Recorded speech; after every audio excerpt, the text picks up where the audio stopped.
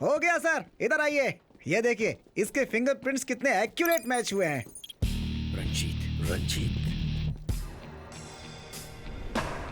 Ranjit, Joseph और मैं, हम तीनों इंटेलिजेंस में साथ काम कर चुके हैं। मेरे सुपरविजन में मुझे और मेरे टीम के 5 लोगों को खुफिया ऑपरेशन के लिए पाकिस्तान भेजा गया था। हम वहां अलग अलग भेस में लोगों के बीच घुल मिल गए।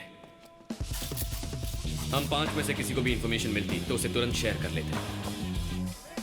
तभी पाकिस्तान दिल्ली पर मास अटैक करने जा रहा था, ऐसा हमें पता चला। मैंने तुरंत उसकी डिटेल्स जोसेफ को भेज दी।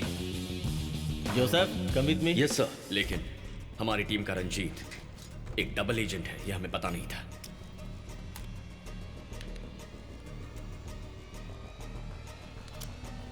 तुम यहाँ क्या कर रहे हो? स्टेपलर। हमारी लोकेशन, हमारी सारी डिटेल्स, पूरी इंफॉर्मेशन सिर्फ पैसों के लिए आईएसआई को बेच दी। उस इंफॉर्मेशन से अमीज खान ने हमारी टीम के 4 लोगों को मार दिया, लेकिन उन चारों ने अपना मुंह नहीं खोला और शहीद हो गए। कौन है तुम्हारा मुखिया? मुझसे मेरा मिशन पूछा क्या गया। है तुम्हारा ऑपरेशन? उसने मुझे कई दिन टॉर्चर किया। हैं?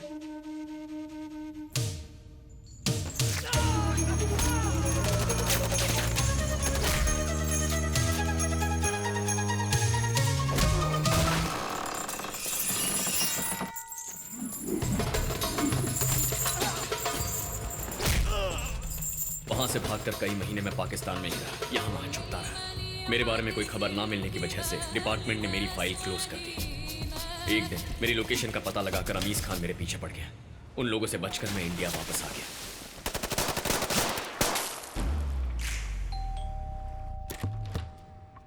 हमने रंजीत के घर छापा मारा। वहां तलाश करते हुए उसने हमें फंसाया। इससे जुड़े सारे कागजात, वॉइस नोट्स, डॉलर्स सब कुछ बरामद किए। उस प्रूफ के आधार पर हमने रंजीत को अरेस्ट कर लिया। देशद्रोही करार करके रंजीत को 6 साल की सजा सुनाई गई। तिहाड़ जेल भेजा गया। जाओ बेटा। बेइज्जती से उसकी बीवी शीला ने अपने बच्चे के साथ आत्महत्या कर ली। उसके बाद रंजीत की कोई खबर नहीं मिली। जब जोसेफ उसके बारे में इन्वेस्टिगेट कर रहा था, तब पता चला कि 3 महीने पहले जेल से रिहा होकर वो अंडरग्राउंड होकर ये सब काम कर रहा है। मैंने उसे ट्रेस करने की कोशिश की, लेकिन पता नहीं चला। बस करो इस रंजीत की स्टोरी। जब देखो टेररिस्ट, बॉम्ब, डेथ, वायलेंस। कभी तो रोमांटिक मूड में आया करो। नॉट नाउ, अभी थोड़ा काम है। कादिर, चलो चलते हैं। कहाँ? कहीं लॉन्ग ड्राइव। ताजमहल जाकर तुम्हारे साथ एक वॉक करूंगी, कैंडल लाइट डिनर करूंगी, जनपथ में शॉपिंग। एक दिन में ये सब नहीं हो पाएगा। 2 डेज की लीव लेकर कहीं चले क्या? ओके। नो 2 मिनट का ब्रेक लेता हूँ। लव करके चली जा। 2 मिनट दे रहे हो जैसे कोई नूडल तैयार करना है। तुम भी ना। जब देखो काम में बिजी रहते हो। बाय। तंजावुर जिले के हजारों किसान रैली निकालकर धरना दे रहे हैं। ये धरना क्यों दे रहे हैं, आइए उनसे ही पूछते हैं। ये धरना किस लिए है? पहले से ही हमारे जिले में माइनिंग करके ये निकाल रहे हैं, वो निकाल रहे हैं। कॉर्पोरेट कंपनी को हमारी जमीन देकर उस पर खुदाई करके हमारी मिट्टी, हमारी फसल सब कुछ बर्बाद कर दी। अब फिर से खोदना है बताकर ये महान कंपनी फिर से खुदाई शुरू कर रही है और उसके लिए हमें डरा कर हमारी जमीन को खरीदा जा रहा है। लेकिन आज हम लोग शांत नहीं बैठेंगे। कंपनी के लोगों का कहना है कि अपनी जमीन आपने मर्जी से दी है। क्या ये सच है? कुछ गांव में इन कीड़ों के कहर से बड़ी मात्रा में नुकसान हुआ है। उस नुकसान की वजह से कुछ लोगों ने अपनी जमीन बेचने का फैसला लिया है। उन सबको लेकर वो लोग रजिस्ट्री करवाने वाले हैं। देखो आ गया, वो देखो आ गया, वो आ गया।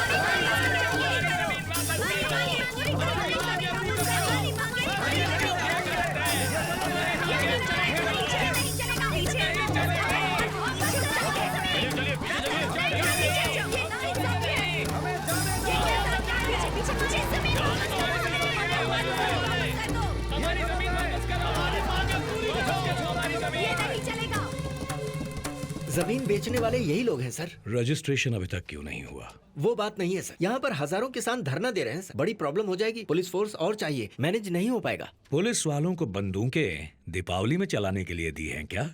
सर अभी तक तो किसान शांति से बैठे हैं। एक्शन लिया तो कुछ भी हो सकता है। वो तोड़ फोड़ कर सकते हैं या फिर आगजनी कर सकते हैं। समझ गया।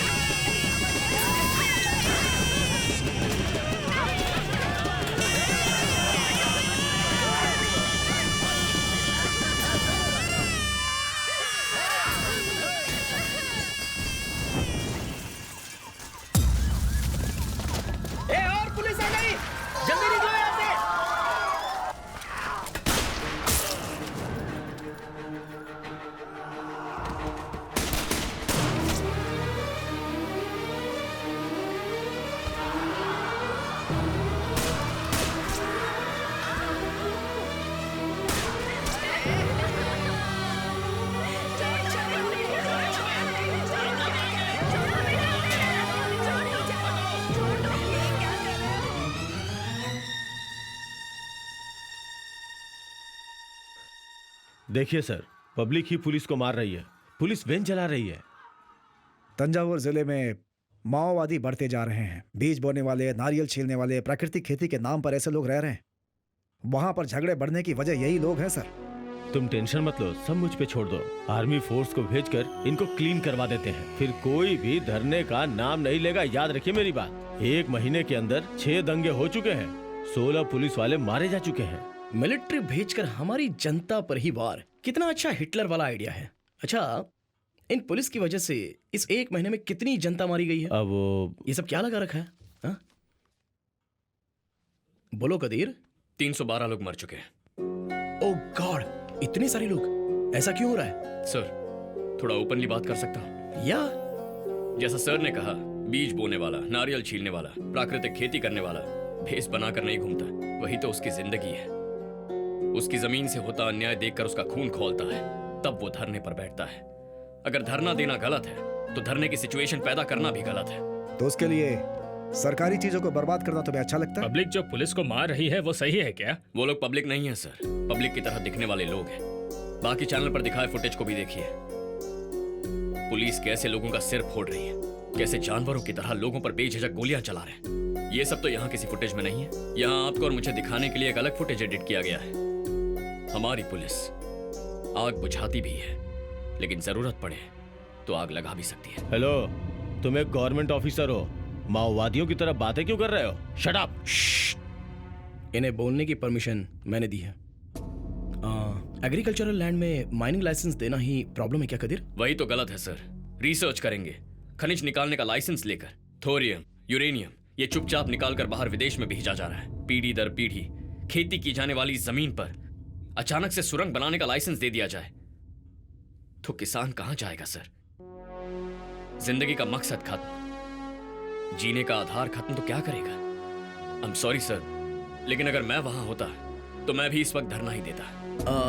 वहां की सो कॉल्ड लीगल माइंस को हम बंद क्यों नहीं कर सकते? 8 माइंस महान ग्रुप ऑफ कंपनीज महादेव की है। उनके पास excise, export, environmental, pollution control ऐसे सभी डिपार्टमेंट की परमिशन है, इसलिए चला है। वो कोर्ट भी जा सकते हैं। जाने दो, उसी कोर्ट में हम लोग भी जाएंगे, क्या होगा देख लेंगे। संतोष सर, आप एक काम कीजिए, महादेव ग्रुप ऑफ कंपनी के बारे में कल एक डिटेल्ड रिपोर्ट मुझे दो। ओके? Sure sir.